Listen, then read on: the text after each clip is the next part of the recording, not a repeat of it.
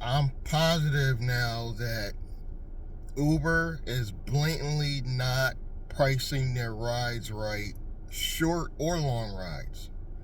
Lyft is at least pricing some of these shorter rides correctly, in my opinion. Uber is just blatantly like $7 for like 20-minute trips. Like, no, they're just blatantly throwing out numbers to see who bites, to see what desperate people are out there. They are pricing their rides completely wrong, at least here in my area. Maybe if I go up towards, like, I'm closer to the Hartford area, maybe if I go up closer to like New York, like Norwalk, Stanford area, they might be priced differently. But that's not worth it for me because that's over an hour away from me. So it's not worth it for me to travel out there just to get reasonable offers when I can get reasonable offers on Lyft. So lately, Lyft is my favorite app, which is crazy because I get a lot less offers. Back to back to back Uber rides offers are just horrible. Too many shared. And I found out from a relative that there's times where they only give you the option to take a shared ride for customers or riders. That's why we're getting bombarded with so many shared rides. They're not even giving you the option to take a regular UberX. I just found this out like 3 days ago. And I was like, wow. So they're not even giving some riders the option. So they have to do shared, which some of them don't understand how shared works. Drivers aren't taking them because we don't want to explain how it works to every damn passenger. My acceptance rate right now is at 5%. 5%. It's the lowest it's ever been in 7 years of me driving. That is the lowest it's ever been. I can't even remember the last time it was this low. Just a couple days ago, I guess they wanted to throw me a bone, and they threw me like 4 or 5 decent rides, and my acceptance went up to like 20%. And I didn't get excited because I knew it wouldn't last. So I really didn't get too excited. I was like, this ain't gonna last. And sure enough, today, which the snow's over, but today it's Monday after the storm, it's really, really icy. Really, even if you have decent tires, it's really icy on some of the side roads. The main roads are fine. I'm not gonna lie, the main roads, the highways are okay. There's not a lot of traffic today, but it's really, really icy on some of these side roads and even parking lots. So you have to go extremely slow. People aren't patient. They're canceling. They don't want to wait. And Uber wants to offer the lowest offers I've ever seen in the whole 7 years of me driving. I've never seen offers this low. Never. So now I got to kick in my plan B extremely quicker, which I didn't think I had to. I thought I had till maybe like spring to, recoup some money, make some money while I'm out here, while I'm trying to get certain licenses and stuff like that. Because I can't do it with Lyft alone, because even though Lyft is giving me better offers, they give you a lot less offers. So it's kind of hard to do it with just Lyft, like all week anyway. There's days where I could just do it with Lyft. I can make my quota. I can make like $150 in 6 hours with just Lyft, but it's not every day. And it's not days like today. It's Mondays, but it's not Mondays after a storm and it's icy. And a lot of people call out of work today. A lot of people closed. A lot of businesses are closed down today, I guess just because it's icy. A lot of people didn't go to work because it's Monday after the storm. So normally Mondays are really, really busy, but not this Monday. Tuesdays, I would say Tuesdays and Wednesdays are hit and miss. Some Tuesdays are extremely busy. Some Wednesdays lately have been busy because believe it or not, we're back in the busy season. So we're getting a lot of offers. It's just they're garbage. They're really, really low offers on Uber. I don't know what's going on. It's almost like they're saying you're either going to take these lowball offers because we're trying to screw people in other parts of the country, or you don't. We'll just get some young new drivers that are desperate enough, or some of these undocumented, as people are saying, they're going to take them. And I think they're right. I'm starting to think that somebody's taking them, because I refuse to take them. I refuse to take, 20, 30-minute trips less than $10. It's crazy. $7, $8 for like 30-minute trips, like 10-minute pickup, 20-minute trips. I'm like, what are they doing? Are they trying to make me quit? It's almost like Uber's like pushing me to give up sooner. It's really mind-boggling to me. I'm like, wow, they really don't care anymore. Uber really don't care anymore. And I think Lyft's just trying to hang in there by doing some things different, but they're not much better. But they at least are offering, at least from what I've seen, better offers on some of these shorter distance trips. Now, the longer trips, if Lyft knows they could get you, they're going to get you. They're going to throw some of these longer trips, they're going to throw you a low offer just to see who takes it. And then when nobody takes it, they up the money.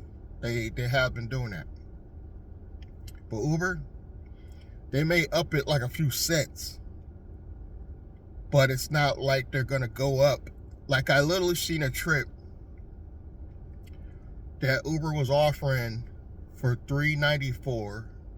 It was like a 10-minute trip. And then nobody took it. They went up to like literally $3.96. They went up 2 cents. I just started laughing. I literally just started laughing because I'm like, that's all they're going to go up to? I'm like, that's crazy. So it's like, my plan B is to do private rides once I get licensed, but I don't think that's enough. I think I'm going to have to go into doing deliveries of some kind. I just don't like food shopping. I just don't. I don't even like shopping for myself. So doing a shopping order for a stranger is going to be nearly impossible for me because I refuse to do it. I'm still working on my online hustle.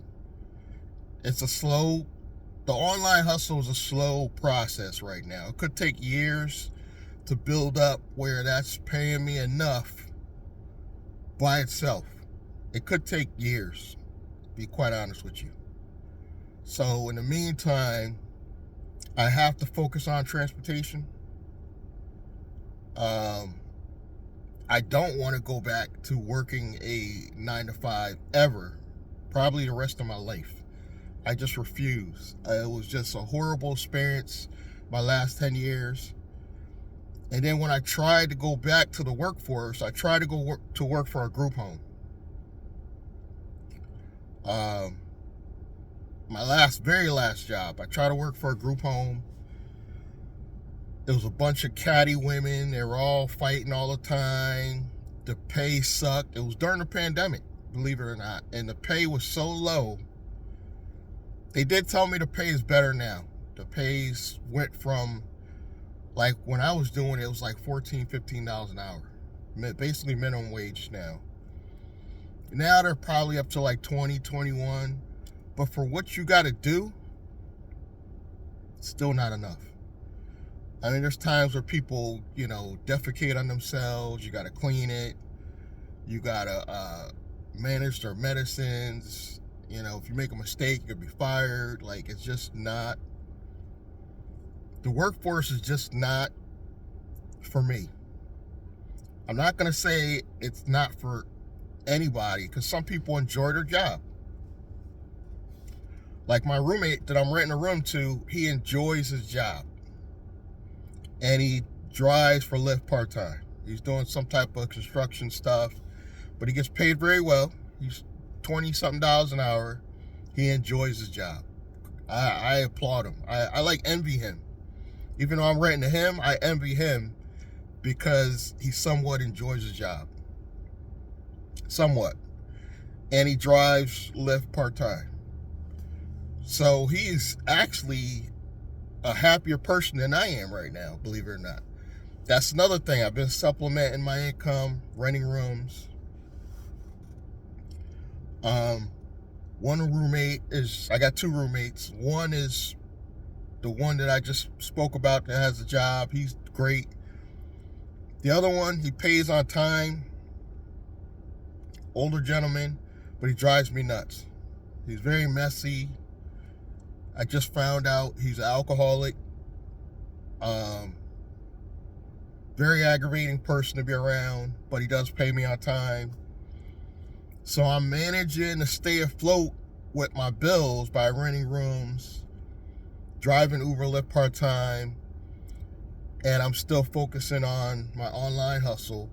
But in the online space, people just don't want to pay. I don't know if just because of the economy, we're kind of struggling in the economy a little bit. Even with the new administration, we're probably going to have even more struggles. But like somebody emailed me today, they wanted to get on the phone with me for a strategy session. They didn't even mention payment. Didn't even mention offer me any pay. They want to get on the phone with me, ask my advice, but they want to do it for free. And I know that's what it was, but I still threw them out an offer anyway. I was like, this is my price for 30 minutes. If you're still interested, hit me back. They found me through my email, which sometimes I link in descriptions. So if he gets back to me, I'll make a few bucks that way. That's how I've been getting by during the pandemic. A lot of people called me for strategy sessions, but people had money. The government was just giving away. The Biden administration, regardless of who you voted for, the Biden administration was throwing out money. Some people saying it was good, some people saying it was bad. The fact is they were throwing out a lot of money. So people had a lot of excess dollars to give away. This person's driving really slow. Let me see if I know who this is. Oh, I thought this was my roommate. It's not. But they were throwing out a lot of money. People had excess money to pay for courses, get advice. For a while there, things were good during the pandemic financially for a lot of people, but that's over. We're back to reality. Some people are saying we're in the real economy now because the Biden administration was throwing out too much money. Some people are saying that. I'm not saying that, but some people are saying that. So we're back to the real economy, and it's a struggle for most people. A lot of people were doing ordering out. So food delivery was on fire. Not so much. Even myself, I was ordering out Uber Eats a lot. Probably more than I should have. But that's over. So what do we got to do now? We got to focus on our plan B. That's all we can do. I'm going to continue to do what I do. I am thinking about adding, instead of just doing deliveries, I am thinking about adding security, because that's something I've done in the past before they started implementing this guard card thing in Connecticut that you have to pay for. It was $200. It might be more now. It might be $250, $300, but it's just a way for Connecticut to tax you just to get training to be a security guard, believe it or not. We didn't have that back in the day.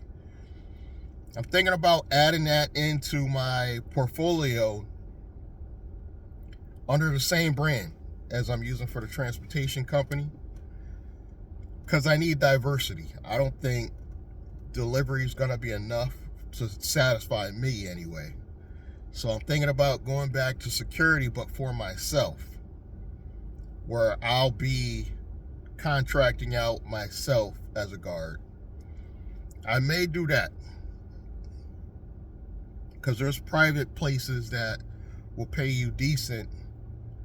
Obviously, if you're contracting yourself, you could set your own price as a guard. So I don't have to take 15, 16. I could do 20 something an hour, you know what I mean? So that's one of my ideas. I am thinking about doing the bloodborne pathogen stuff so I could do medical deliveries.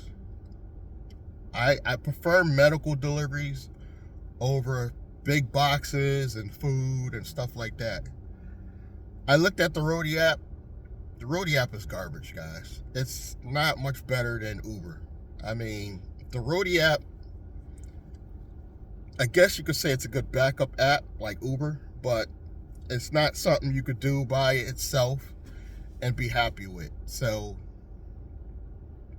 give me some suggestions. I'm at that point where I'm even willing to take suggestions from my viewers. So if you want to suggest an app that is doing well in your area, maybe it'll work in Connecticut, maybe it won't, I'll even take suggestions.